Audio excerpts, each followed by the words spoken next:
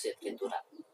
Naiknya Letnan Jenderal Soeharto ke kursi kepresidenan tidak dapat dilepaskan dari peristiwa Gerakan 30 September 1965 atau G30 SPKI. Ini merupakan peristiwa yang menjadi titik awal berakhirnya kekuasaan Presiden Soekarno dan hilangnya kekuatan politik PKI dari pencaturan politik Indonesia.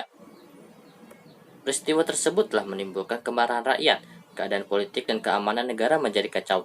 Keadaan perekonomian makin memburuk di mana inflasi mencapai 600%, sedangkan upaya pemerintah melakukan devaluasi rupiah dan kenaikan menyebabkan timbulnya keresahan masyarakat. Aksi-aksi tuntutan penyelesaian yang seadil-adilnya terhadap pelaku G30 SPKI semakin meningkat. Gerakan tersebut dipelopori oleh Kesatuan Aksi Pemuda-Pemuda, Mahasiswa dan Pelajar Kami, dan KAPI. Kemudian muncul pula KABI dari buruh, KASI dari sarjana, KAWI dari wanita, KAGI dari guru, dan lain-lain. Kesatuan-kesatuan aksi tersebut dengan gigih menuntut penyelesaian politis yang terlibat G30 SPKI dan kemudian pada tanggal 26 Oktober 1965 membulatkan barisan mereka dalam satu front, yaitu Front Pancasila. Setelah lahir barisan Front Pancasila, gelombang demonstrasi yang menuntut pembubaran PKI makin bertambah meluas. Situasi yang menjurus ke arah konflik politik makin bertambah panas oleh keadaan ekonomi yang memburuk. Perasaan tidak puas terhadap keadaan saat itu mendorong para pemuda dan mahasiswa mencetuskan Trituntutan Rakyat yang lebih dikenal dengan sebutan Tritura. Pada 12 Januari 1966, dipelopori oleh Kami dan KAPI, kesatuan-kesatuan aksi yang tergabung dalam Front Pancasila mendatangi DPR GR mengajukan 3 buah tuntutan, yaitu 1. Pembubaran PKI, 2. Pembersihan kabinet dari unsur-unsur G30 SPKI, dan 3. Penurunan harga atau perbaikan ekonomi. Tuntutan untuk pembubaran PKI tidak diterima oleh Presiden. Presiden berusaha menenangkan rakyatnya dengan mengubah kabinet Dwikora menjadi kabinet 100 menteri. Namun rakyat tidak puas dikarenakan tokoh-tokoh yang berhubungan dengan G30 SPKI masih ikut serta ke dalam kabinet yang baru. Pada hari pelantikan kabinet 100 menteri tanggal 24 Februari 1966, pelajar dan pemuda memenuhi jalan-jalan menuju Istana Kemerdekaan. Aksi itu dihadang oleh pasukan Cakrabiwara sehingga menimbulkan bentrokan antara kedua kubu. Bentrokan ini menyebabkan gugurnya satu demonstran bernama Arif Rahman Hakim. Akibat peristiwa itu berdasarkan keputusan Presiden Soekarno, kami dibubarkan pada tanggal 25 Februari 1966. Pembubaran kami dibalas mahasiswa Bandung dengan mengeluarkan ikrar keadilan dan kebenaran, dan mereka juga mengajak masyarakat untuk melanjutkan perjuangan kami. Protes pembubaran kami juga dilakukan oleh Front Pancasila dalam suasana kritis nasional yang demikian. Pada 8 Maret 1966, para pelajar dan mahasiswa melakukan demonstrasi dengan menyerbu dan mengobrak-abrik gedung Departemen Luar Negeri dan membakar berita Republik Rakyat Cina RRC. Hal ini menimbulkan kemarahan Presiden Soekarno sehingga Presiden mengeluarkan perintah harian agar seluruh komponen bangsa waspada terhadap usaha membelokkan jalannya revolusi kita ke kanan, dan siap sedia untuk menghancurkan setiap usaha yang langsung atau tidak langsung bertujuan merongrong kepemimpinan, kewibawaan, atau kebijakan Presiden serta memperhebat penganiayaan terhadap neokolonial serta proyek British Malaysia. 2. Surat Perintah 11 Maret. Pada 11 Maret 1966, Presiden Soekarno mengadakan sidang kabinet untuk mengatasi krisis di Indonesia. Sidang ini diboikot oleh para demonstran yang menuntut pembubaran PKI. Mereka melakukan pengepesan ban mobil pada jalan-jalan yang menuju istana. Sesaat ketika Presiden Soekarno berpidato di sidang, Komandan Cakrabiwara Brigjen Sabur memberitahu di luar istana ada pasukan berseragam tanpa tanda pengenal. Meskipun ada jaminan keamanan dari Pangdam 5 Jaya Amir Mahmud yang ikut hadir waktu itu, Presiden Soekarno tetap merasa khawatir dan meninggalkan persidangan.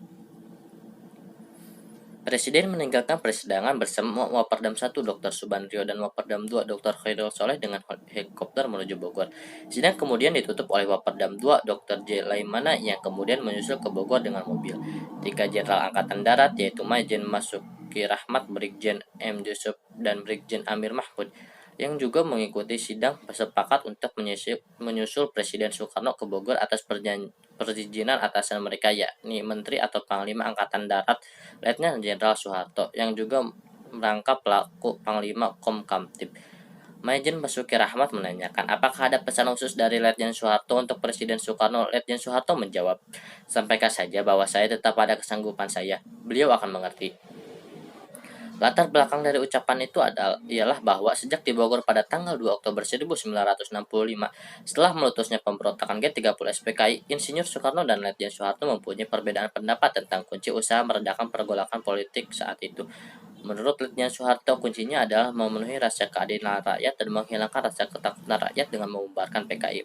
Sementara menurut Insinyur Soekarno, PKI tidak bisa dibubarkan karena hal itu bertentangan dengan doktrin Nasakom yang telah dicanangkan ke seluruh dunia. Pada suatu ketika, Soeharto menyediakan diri untuk membubarkan PKI asal mendapat kebebasan bertindak dari Presiden. Pesan Soeharto yang disampaikan kepada ketiga orang perwira tinggi yang akan berangkat ke Bogor mengacu pada kesanggupan tersebut. Di Istana Bogor, ketiga perwira tinggi mengadakan pembicaraan dengan Presiden yang didampingi oleh Dr. Subandrio, Dr. J. Leimana, dan Dr. Khairul Soleh. Sesuai dengan kesimpulan pembicaraan, ketiga perwira tinggi tersebut bersama Resimen Cakrabirawa Brigjen Sabur kemudian diperintahkan membuat konsep surat perintah kepada Letnan Soeharto untuk memulihkan keadaan dan kewibawaan pemerintah.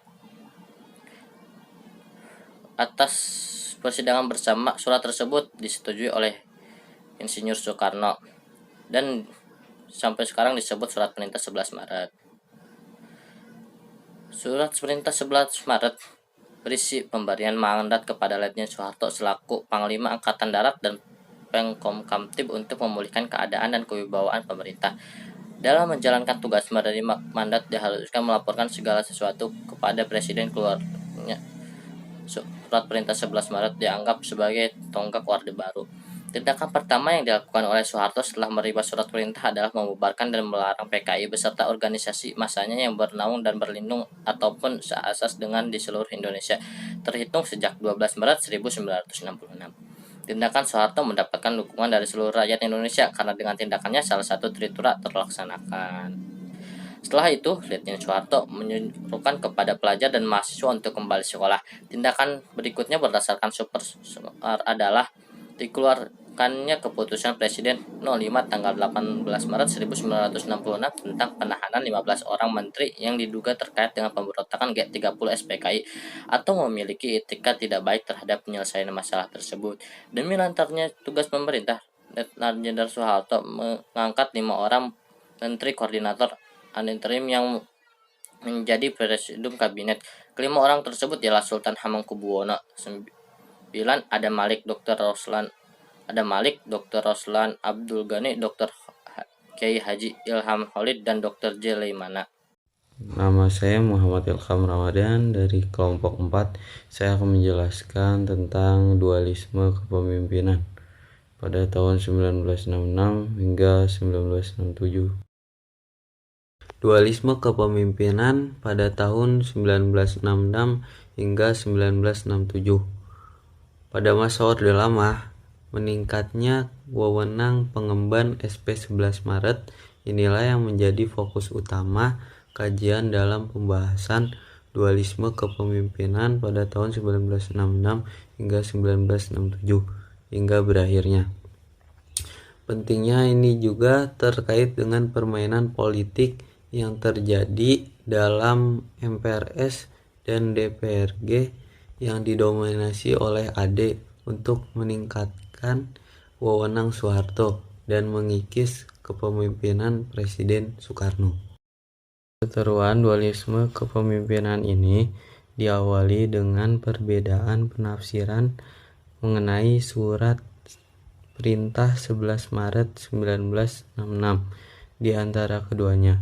Soeharto menganggap bahwa SP 11 Maret merupakan penyerahan kekuasaan, sedangkan Soekarno merasa bahwa SP 11 Maret hanyalah perintah pengamanan belaka.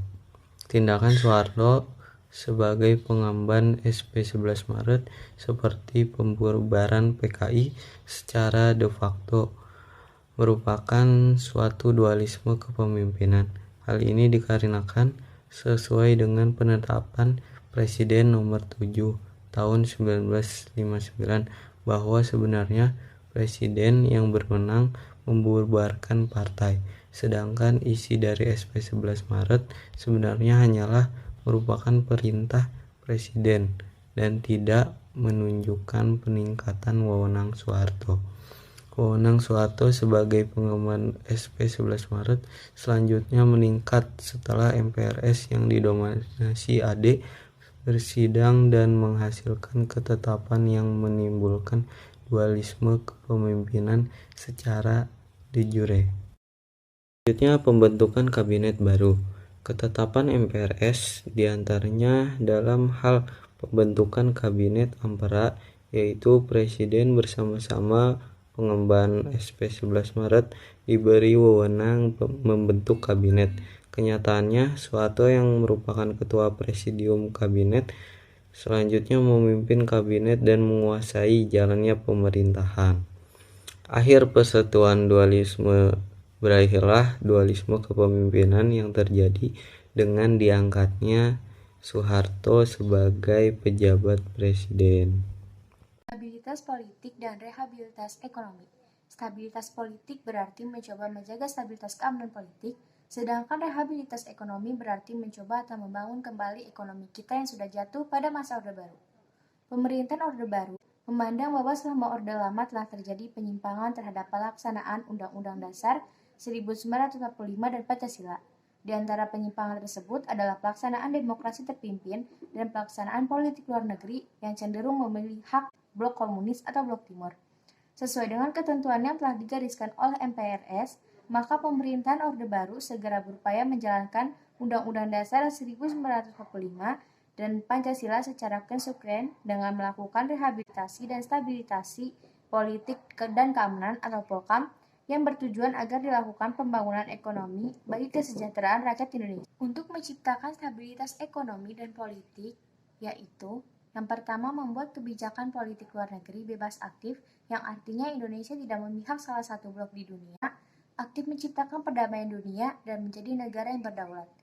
Nah, untuk melaksanakan politik luar negeri bebas aktif ini melakukan 3 upaya, yaitu mengakhiri konfrontasi dengan Malaysia, kembali menjadi anggota PBB, dan memperkasai pembentukan ASEAN.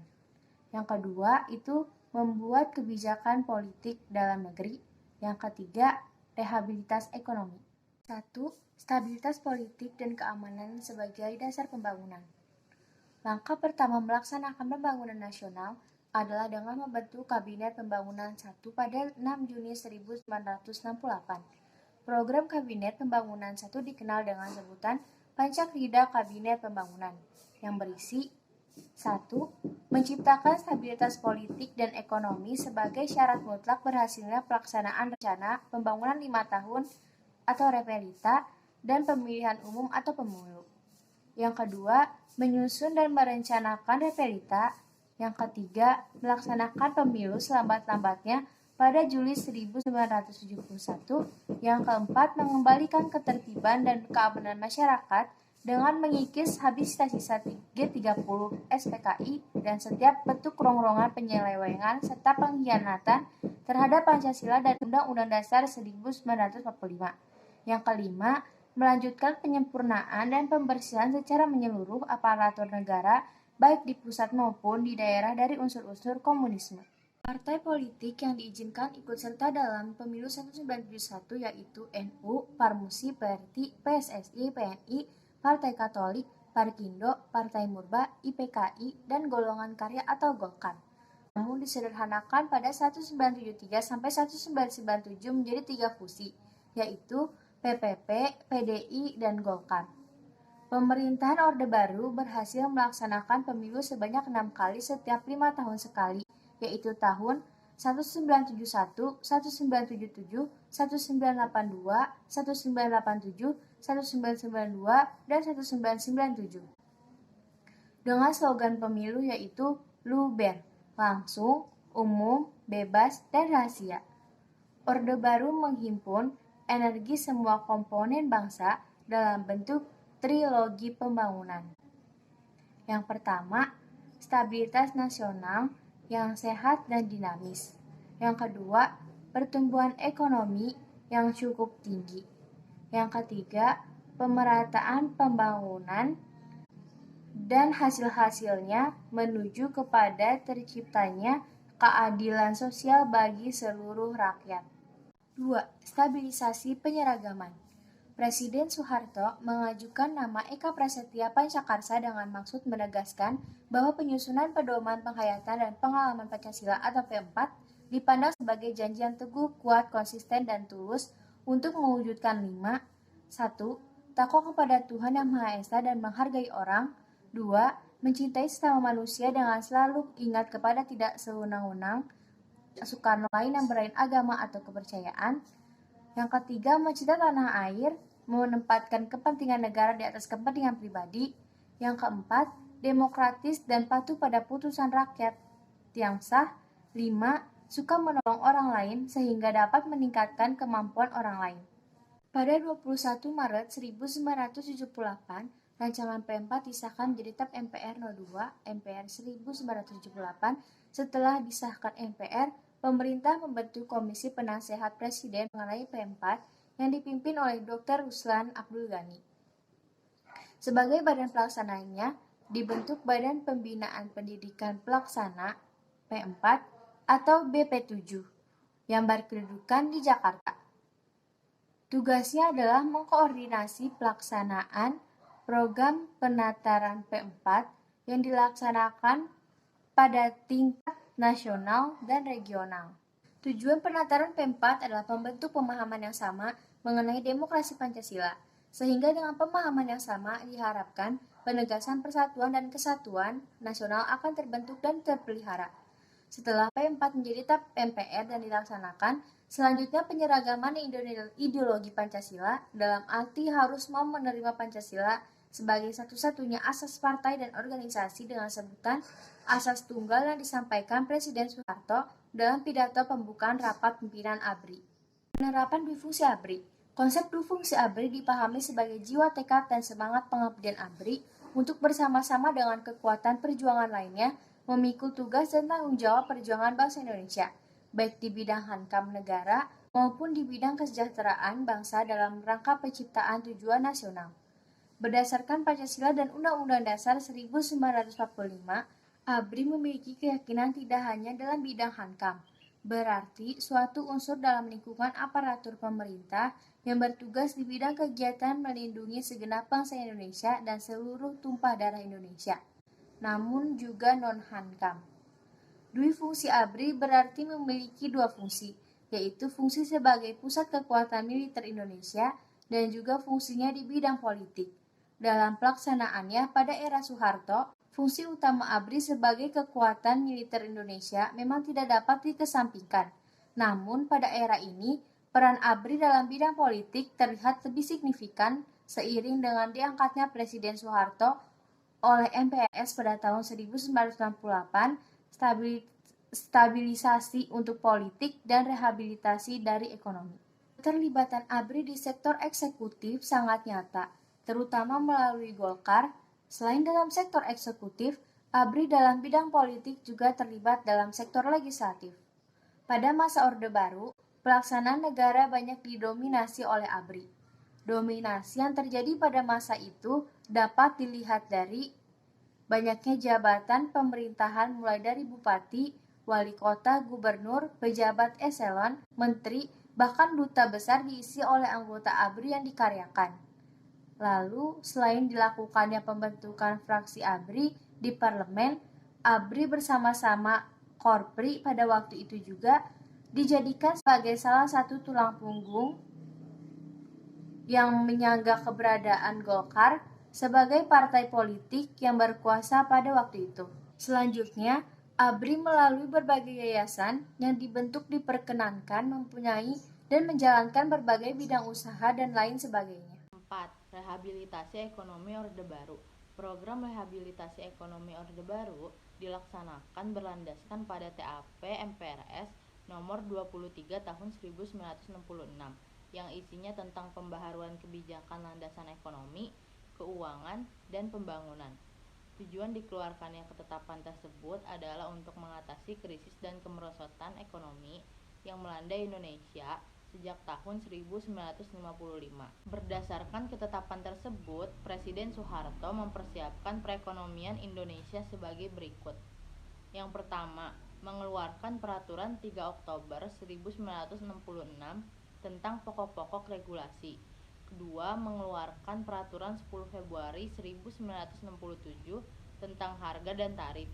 3. Peraturan 28 Juli 1967 tentang pajak, usaha, dan ekspor Indonesia. 4. Undang-Undang Nomor 1 Tahun 1967 tentang penanaman modal asing. Dan yang kelima, Undang-Undang Nomor 13 Tahun 1967 tentang Rencana Anggaran Pendapatan dan Belanja atau RAPB. Untuk menanggulangi hutang luar negeri, pemerintah Orde Baru berupaya melakukan diplomasi dengan mengirimkan tim negosiasi ke Paris, Prancis atau Paris Club dan ke London, Inggris atau London Club untuk merundingkan hutang piutang negara dan swasta, mencapai kesepakatan dengan pemerintah Belanda dan Inggris mengenai pembayaran ganti rugi. Upaya diplomasi ekonomi ke negara-negara barat mampu meyakinkan negara-negara tersebut untuk membantu Indonesia. Contohnya, dibentuknya Lembaga Intergovernmental Group on Indonesia atau IGGI dan Belanda ditunjuk sebagai ketuanya. Indonesia pada awal pemerintahan Orde Baru berhasil mengatasi krisis ekonomi yang diderita. Banyak modal asing datang, industri berkembang pesat, dan muncul kesempatan kerja. Indonesia juga menjalin kerjasama dengan lembaga keuangan dunia seperti Dana Moneter Internasional atau IMF dan Bank Dunia atau World Bank. 5. Kebijakan pembangunan Orde Baru. Pada 1 April 1969, pemerintah menciptakan landasan untuk pembangunan yang disebut dengan Rencana Pembangunan 5 Tahun atau Repelita. Yang pertama, Repelita 1 tahun 1969. Repelita 1 ini fokus pada rehabilitasi prasarana penting dan pengembangan iklim usaha dan investasi. Repelita 2 tahun 1974 sampai 1979. Repelita 3 tahun 1979 sampai 1984. Sejak pembangunan 5 tahun tahap 3 yaitu pada 1 April 1979 sampai 31 Maret 1984, maka pemerintahan Orde Baru menetapkan 8 jalur pemerataan, yaitu yang pertama, pemerataan pemenuhan kebutuhan pokok rakyat, khususnya pangan, sandang, dan perumahan. 2. Pemerataan kesempatan memperoleh pendidikan dan pelayanan kesehatan. 3. Pemerataan pembagian pendapatan. 4. Pemerataan kesempatan kerja. 5. Pemerataan kesempatan berusaha. 6. Pemerataan kesempatan berpartisipasi dalam pembangunan, khususnya bagi generasi muda dan kaum wanita. 7. Pemerataan penyebaran pembangunan di seluruh wilayah tanah air. Dan 8. Pemerataan kesempatan memperoleh keadilan. Dalam kebijakan pembangunan Orde Baru ada beberapa bidang, yaitu A. Pertanian. Kegiatannya itu yang pertama ada pembangunan ditekankan pada penciptaan institusi pendesaan sebagai wahana pembangunan dengan membentuk bimbingan massal atau BIMAS. Di sisi lain, pemerintah juga menciptakan Badan Urusan Logistis atau Bulog.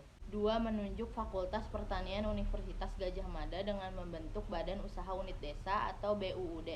Maka lahirlah Koperasi Unit Desa atau KUD sebagai bagian dari pembangunan nasional.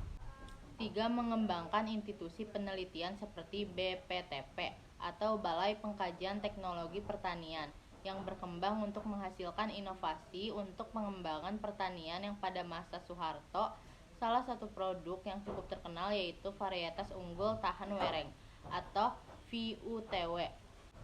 4. Diperkenalkan juga manajemen usaha tani, dimulai dari panca usaha tani, BIMAS, operasi khusus, dan intensifikasi khusus yang terbukti mampu meningkatkan produksi pangan terutama beras. 5. Pabrik pupuk yang dibangun antara lain adalah Petrokimia Gresik di Gresik, Pupuk Sriwijaya di Palembang, dan ASEAN Aceh Fertilizer di Aceh. 6. Kelompok pencapir diresmikan pada 18 Juni 1945 dengan keputusan Menteri Penerangan Republik Indonesia Nomor 110, Keputusan Menteri Penerangan tahun 1984. B. Pendidikan. Kegiatannya yaitu 1. Pada tahun 1973, Soeharto mengeluarkan Impres nomor 10 tahun 1973 tentang program bantuan pembangunan gedung SD. Pelaksanaan tahap pertama program pembangunan SD Impres adalah pembangunan 6.000 gedung SD. 2. Program wajib belajar pada era Soeharto mulai dilaksanakan pada 2 Mei 1984. 3. Surat keputusan bersama Menteri Sosial, Menteri Dalam Negeri, Menteri Pendidikan dan Kebudayaan, dan Menteri Agama nomor 34 HUK tahun 1996, nomor 88 tahun 1996, nomor 0129 PerU tahun 1996, nomor 195 tahun 1996 tentang bantuan terhadap anak kurang mampu, anak cacat, dan anak yang bertempat tinggal di daerah terpencil dalam rangka pelaksanaan wajib belajar pendidikan dasar. 4. Penuntasan buta huruf pada 16 Agustus 1978 dengan pembentukan kelompok belajar atau kejar. C. Keluarga berencana atau KB. Kegiatannya yaitu 1. Keberhasilan ini dicapai melalui program KB yang dilaksanakan oleh Badan Koordinasi Keluarga Berencana Nasional atau BKKBN. 2. Program KB di Indonesia sebagai salah satu yang paling sukses di dunia, sehingga menarik perhatian dunia untuk mengikuti kesuksesan Indonesia. D. Kesehatan masyarakat posyandu. Kegiatannya yang pertama, perkembangan puskesmas bermula dari konsep Bandung Plan, diperkenalkan oleh Dr. Y. Leimana dan Dr. Patah pada tahun 1951. Bandung Plan merupakan suatu konsep pelayanan yang menggabungkan antara pelayanan kuratif dan preventif. Tahun 1956 didirikanlah proyek Bekasi oleh Dr. Y. Sulianti di Lemah Abang, yaitu model pelayanan kesehatan pedesaan dan pusat pelatihan tenaga. 2. Kemudian didirikan Healthy Center atau HC di 8 lokasi, yaitu Indrapura, Sumatera Utara, Bojongloa, Jawa Barat, Salaman, Jawa Tengah, Mojosari, Jawa Timur, Kesiman, Bali, Metro Lampung, Daerah Istimewa Yogyakarta, dan Kalimantan Selatan. 3. Pada 12 November 1962, Presiden Soekarno merencanakan program pemberantasan malaria dan pada tanggal tersebut menjadi Hari Kesehatan Nasional atau HKN. Pada tahun 1984, dikembangkan posyandu, yaitu pengembangan dari pos penimbangan dan kurang gizi. Posyandu dengan 5 programnya yaitu KIA, KB, gizi, penanggulangan diare, dan imunisasi. Integrasi Timur-Timur. Timur-Timur dilepaskan dari NKRI pada masa pemerintahan B.J. Habibie pada tanggal 30 Agustus 1999. Tim-tim sebelumnya adalah salah satu provinsi yang masuk wilayah Republik Indonesia. Daerah ini merupakan satu kesatuan dari Pulau Timur yang lebih kurang 350 tahun dijajah oleh Portugis, sehingga memisahkan saudara-saudara yang mendiami bagian barat dari pulau tersebut. Kemudian di Timur-Timur muncul 3 partai politik besar yang memanfaatkan kebebasan yang diberikan oleh pemerintah Portugal. Antara lain yang satu, União Democrática Timorense yang ingin merdeka secara bertahap. Kemudian yang kedua, Frente Revolucionaria de Timor-Leste Independence yang radikal, komunis, dan ingin segera merdeka. Kemudian yang ketiga ada Asociação Popular Democrática Timorense yang ingin bergabung dengan Indonesia. Partai itu pada tanggal 30 November 1975 di Kota Balibo mengeluarkan pernyataan untuk bergabung dengan pemerintahan Republik Indonesia. Pada tanggal 31 Mei 1976, DPR Timur-Timur mengeluarkan petisi yang isinya mendesak pemerintah Republik Indonesia agar secepatnya menerima dan mengesahkan bersatunya rakyat dan wilayah Timur-Timur ke dalam negara Republik Indonesia. Selanjutnya, atas keinginan bergabungnya rakyat Timur-Timur dan pemerintahan bantuan yang dianjurkan pemerintah Indonesia lalu menerapkan Operasi Seroja pada Desember 1975. Operasi militer ini diam-diam didukung oleh Amerika Serikat atau singkatannya AS yang tidak ingin pemerintah komunis berdiri di Timur-Timur. Dengan operasi-operasi keamanan yang dilakukan, pemerintah Indonesia dengan cepat menjalankan proses pengesahan Timur-Timur ke dalam wilayah Indonesia dengan mengeluarkan UU Nomor 7 Tahun 1976 tentang pengesahan penyatuan Timur-Timur ke dalam Negara Kesatuan Republik Indonesia atau NKRI dan pembentukan daerah tingkat 1 Timur-Timur.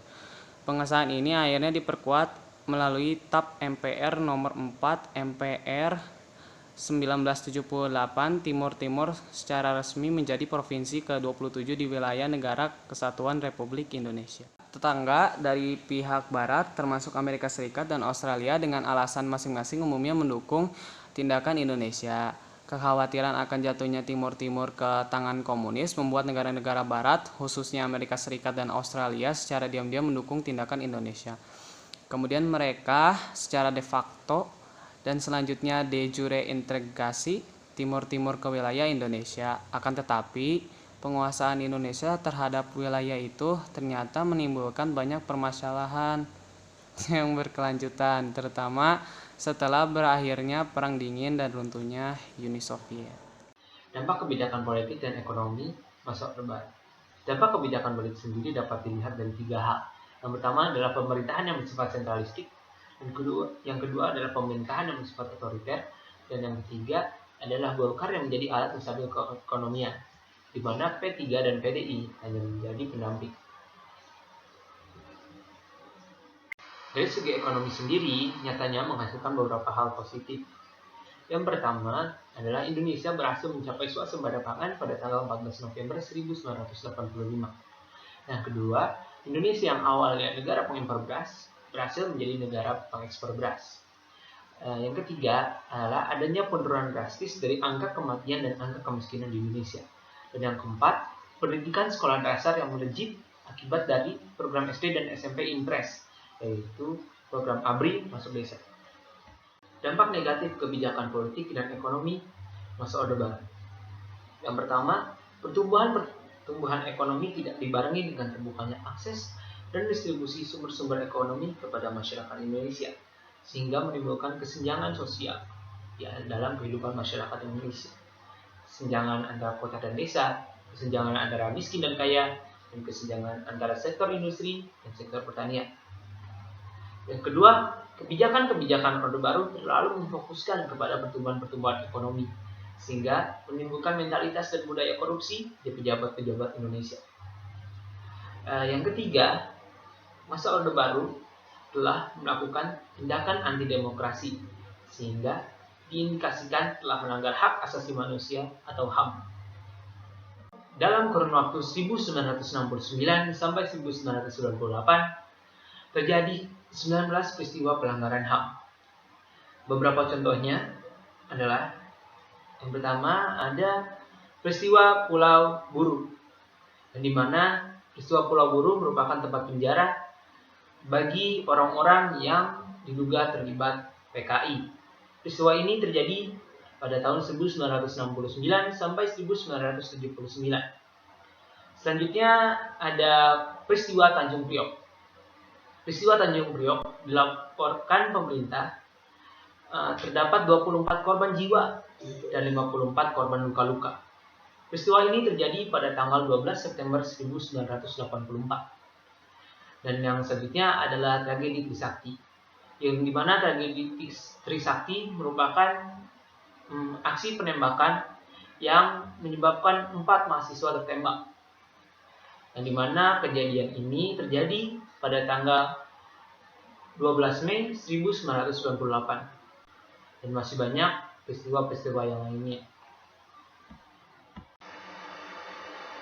Dan meskipun pertumbuhan ekonomi meningkat, secara fundamental pembangunan ekonomi tidak merata, tampak dengan adanya kemiskinan di sejumlah wilayah Indonesia yang justru merupakan penyumbang terbesar devisa negara, seperti di Riau, Kalimantan Timur, dan Irian Barat atau Papua. Faktor inilah yang menjadi salah satu penyebab terpuruknya perekonomian Indonesia pada akhir tahun 1997.